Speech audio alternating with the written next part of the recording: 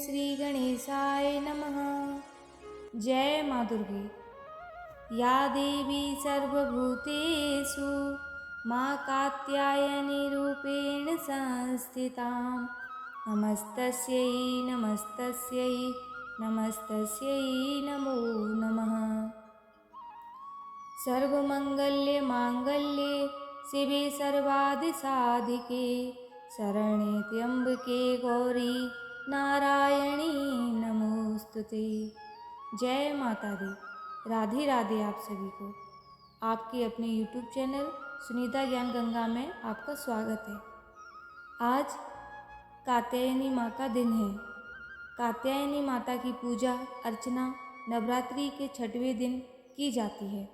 कात्यायनी माता देवी माँ के विभिन्न चमत्कारी रूपों में से एक है। देवी माँ को समर्पित 51 शक्ति पीठों में से एक श्री कात्यायनी शक्तिपीठ उत्तर प्रदेश के वृंदावन नामक स्थान पर सुशोभित है। यह स्थान अत्यधिक सिद्ध एवं चमत्कारी है। माता कात्यायनी अपने भक्तों के जीवन से समस्त प्रकार के कष्टों को संकटों को हर के उसकी सभी प्रकार की मनोकामनाएं पूर्ण करती हैं।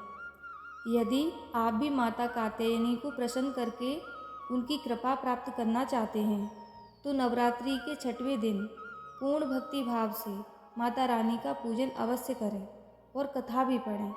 ऐसा करने से माँ कात्यायनी आपकी समस्त मनोकामनाएं पूर्ण करेंगी तथा आपकी एवं आपके कुटुंब की सभी प्रकार के अज्ञात संकटों से रक्षा भी करेंगी। आइए अब जानते हैं कात्यायनी माता की पूजा विधि। माँ कात्यायनी की पूजा करने से पहले साधक को शुद्ध होने की आवश्यकता है।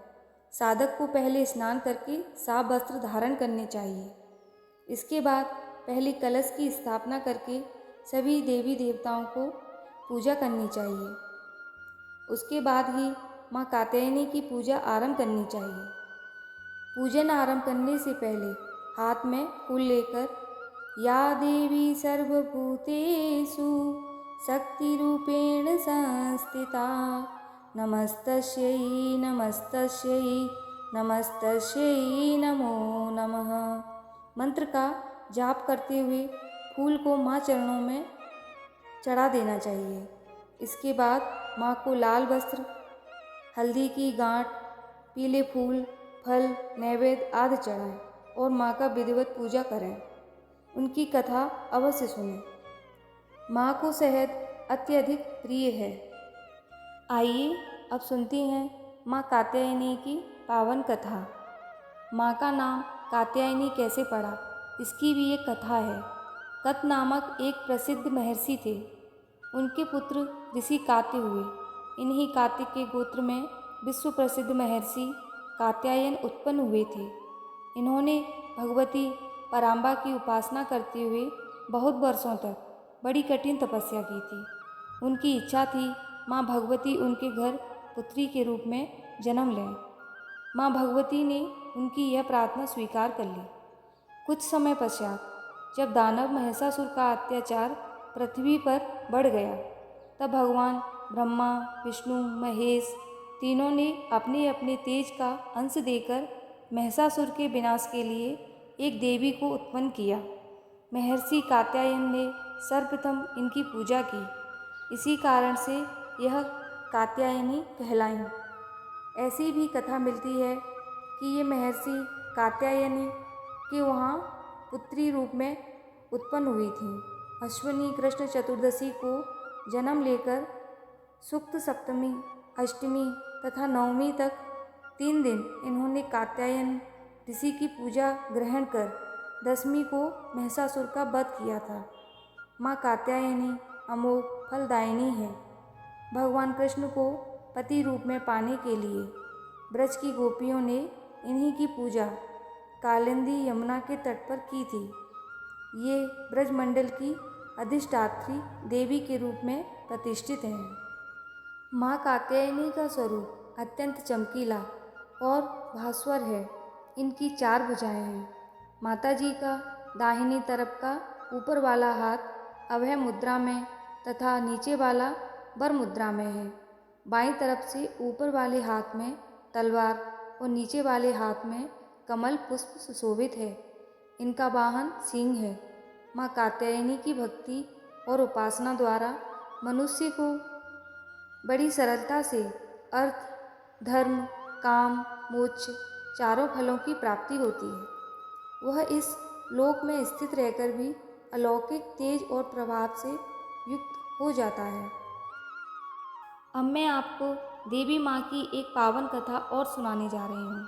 यह व्रत ब्रज की कुमारियों ने परात्पर परब्रह्मा भगवान श्री कृष्ण को पति के रूप में प्राप्त करने के लिए किया था। शास्त्रों में उल्लेख है कि इस मानव शरीर का उद्देश्य मात्र प्रभु का सानिध्य प्राप्त करना है।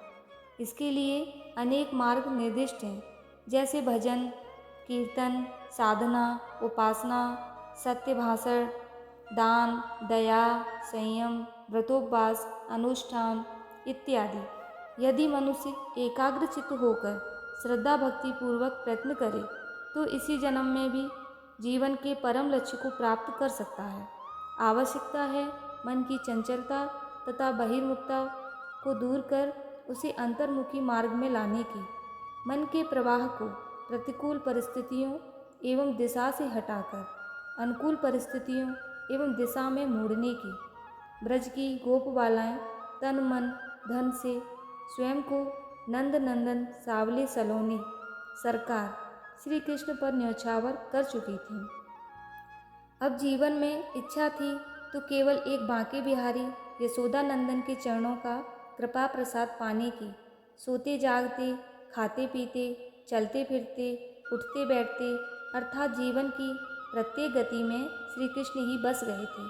आवश्यकता थी तो केवल उन्हें रिझाकर उन्हें कमल रूपी श्री चरणों में आश्रय प्राप्त करने की।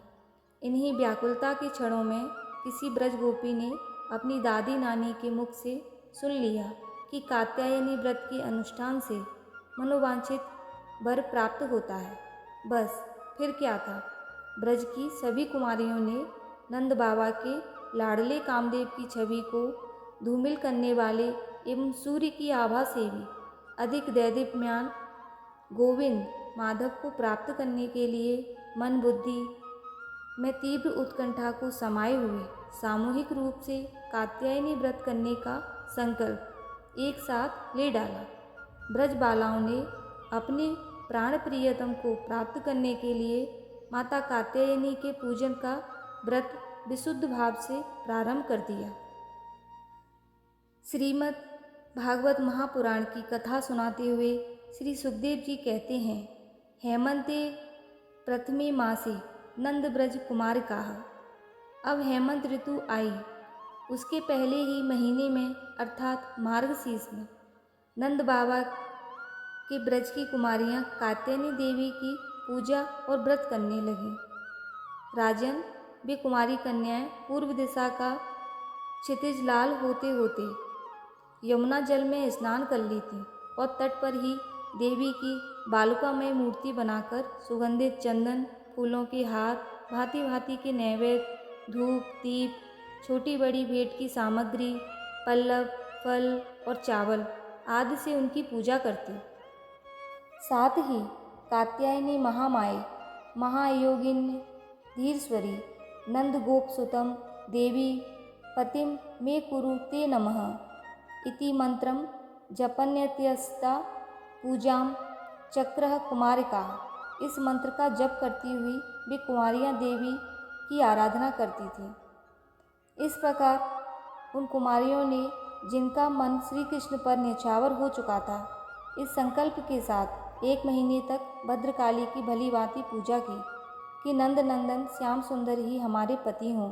वे प्रतिदिन उषा काल में ही नाम ले लेकर एक दूसरी सखी को पुकार लेती और परस्पर हाथ में हाथ डालकर ऊंचे स्वर से भगवान श्री कृष्ण की लीला तथा नामों का गान करती हुई यमुना जल में स्नान करने के लिए जातीं। एक दिन सब कुमारियों ने प्रतिदिन की भांति यमुना जी के तट पर जाकर अपने अपने वस्त्र उतार दिए और भगवान श्री कृष्ण के गुणों का गान करती हुई बड़े आनंद से जल क्रीड़ा करने लगी। परीक्षित, भगवान श्री कृष्ण सनकादि योगियों और शंकर आदि योगीश्वरों के भी ईश्वर हैं। उनसे गोपियों की अभिलाषा छिपी न रही। वे उनका अभिप्राय जानकर अपनी सखा ग्वाल वालों के साथ उन कुमारियों की साधना सफल करने के लिए यमुना तट पर गए। उन्होंने अकेले ही उन गोपियों के सारे वस्त्र उड़ा लिए और बड़ी फुर्ती से कदम्ब के एक वृक्ष पर चढ़ गए। साथ ही ग्वाल बाल ठठा ठठा कर हंसने लगे और स्वयं श्री कृष्ण भी हंसते हुए गोपियों से हंसों की बात हंसी की बात कहने लगे। अरे कुमारियों, इच्छा हो तो तुम यहाँ आकर अपने अपने वस्त्र ले जाओ। मैं तुम लोगों से सच सच कहता हूँ, हंसी बिल्कुल नहीं करता। तुम लोग व्रत करते करते दुबली हो गई हो। ये मेरे सखा ग्वाल बाल जानते हैं कि मैंने कभी कोई झूठी बात नहीं की है। सुंदरियों, तुम्हारी इच्छा हो तो अलग अलग आकर अपने अपने वस्त्र ले लो या सब एक साथ आओ, मुझे इसमें कोई आपत्ति नहीं है। भगवान की यह हंसी मस्करी देखकर गोपियों का हृदय प्रेम से सरोवर हो गया। वे तनिक सकुचा कर एक दूसरे की ओर देखने और मुस्कुराने लगे, जल से बाहर नहीं निकले। जब भगवान ने हंसी हंसी में यह बात कही तब उनके विनोद से कुमारियों का चित्त और भी उनकी ओर खिंच गया। वे ठंडे पानी में कंठ तक डूबी हुई थी और उनका शरीर थर थर काँप रहा था। उन्होंने श्री कृष्ण से कहा, प्यारे श्री कृष्ण, तुम ऐसी अनीति मत करो। हम जानती हैं कि तुम नंद बाबा के लाडले लाला हो, हमारे प्यारे हो। सारे ब्रजवासी तुम्हारी सराहना करते रहते हैं। देखो, हम जाड़े के मारे ठिठुर रही हैं। तुम हमें हमारे वस्त्र दे दो। श्याम सुंदर ते दास्यम करवाम तवोदितम देहि वासांसी धर्मज्ञ नो चेद राज्ञे ब्रूहा महे। प्यारे श्याम सुंदर, हम तुम्हारी दासी हैं। तुम जो कुछ जानते हो हमें कष्ट मत दो।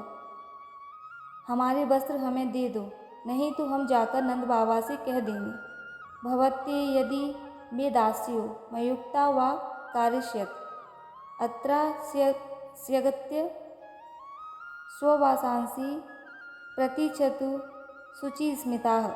भगवान श्री कृष्ण ने कहा, कुमारियों, तुम्हारी मुस्कान पवित्रता और प्रेम से भरी है। देखो, जब तुम अपने को मेरी दासी स्वीकार करती हो, मेरी आज्ञा का पालन करती हो, तो यहाँ आकर अपने अपने वस्त्र ले लो। परीक्षित, वे कुमारियाँ ठंड से ठिठुर रही थीं, काँप रही थीं। भगवान की ऐसी बात सुनकर वे अपने दोनों हाथों से गुप्त अंगों को छुपाकर यमुना जी से बाहर निकली। उस समय ठंड उन्हें बहुत ही सता रही थी। उनके इस शुद्ध भाव से भगवान बहुत ही प्रसन्न हुए। उन्हें अपने पास आई देखकर उन्होंने गोपियों के वस्त्र अपने कंधे पर रख लिए और बड़ी प्रसन्नता से मुस्कुराते हुए बोले, अरे गोपियों, तुमने जो व्रत लिया है उसे अच्छी तरह निभाया है, इसमें संदेह नहीं। परंतु इस अवस्था में वस्त्रहीन होकर तुमने जल में स्नान किया है। इससे तो जल की अधिष्ठाता देवता वरुण का तथा यमुना जी का अपराध हुआ है। अतः अब इस दोष की शांति के लिए तुम अपने हाथ जोड़कर सिर से लगाओ और उन्हें झुककर प्रणाम करो। तदनंतर अपने अपने वस्त्र ले जाओ। भगवान श्री कृष्ण की बात सुनकर ब्रज कुमारियों ने ऐसा ही समझा कि वास्तव में वस्त्रहीन होकर स्नान करने से हमारे व्रत में त्रुटि आ गई। अतः उनकी निर्विघ्न पूर्ति के लिए उन्होंने समस्त कर्मों के साक्षी श्री कृष्ण को नमस्कार किया, क्योंकि उन्हें नमस्कार करने से ही सारी त्रुटियों और अपराधों का मार्जन हो जाता है।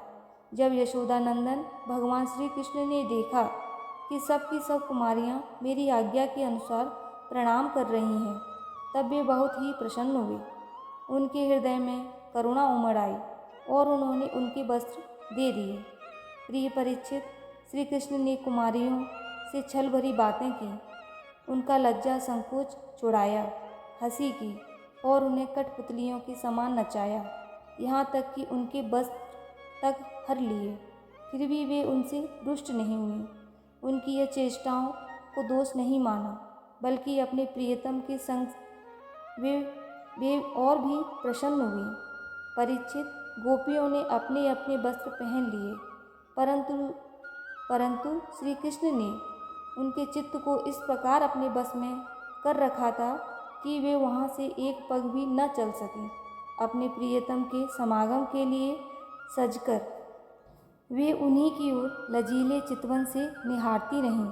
भगवान श्री कृष्ण ने देखा कि उन कुमारियों ने उनके चरण कमलों के स्पर्श की कामना से ही व्रत धारण किया है और उनके जीवन का यही एकमात्र संकल्प है। तब गोपियों के प्रेम के अधीन होकर उखल तक में बंध जाने वाले भगवान ने उनसे कहा, मेरी परम प्रियसी कुमारियों, मैं तुम्हारा यह संकल्प जानता हूँ कि तुम मेरी पूजा करना चाहती हो। तुम्हारी इस अभिलाषा का अनुमोदन करता हूँ। तुम्हारा यह संकल्प सत्य होगा। तुम मेरी पूजा कर सकोगी। जिन्होंने अपना मन और प्राण मुझे समर्पित कर रखा है, उनकी कामनाएं उन्हें सांसारिक भोगों की ओर ले जाने में समर्थ नहीं होती। ठीक वैसे ही जैसे भुने या उबले हुए बीज फिर अंकुर के रूप में उगने के योग्य नहीं रह जाते। इसीलिए कुमारियों, अब तुम अपने अपने घर लौट जाओ। तुम्हारी साधना सिद्ध हो गई। तुम आने वाली शरद ऋतु की रात्रियों में मेरे साथ विहार करोगी। सुंदरियों, इसी उद्देश्य से तुम लोगों ने यह उद्देश्य व्रत और कात्यायनी देवी की पूजा की थी। श्री सुखदेव जी कहते हैं, परीक्षित, भगवान की यह आज्ञा पाकर वे कुमारियाँ उनके चरण कमलों का स्मरण ध्यान करती हुई जाने की इच्छा न होने पर भी बड़े कष्ट से ब्रज गईं। अब उनकी सारी कामनाएं पूर्ण हो चुकी थीं।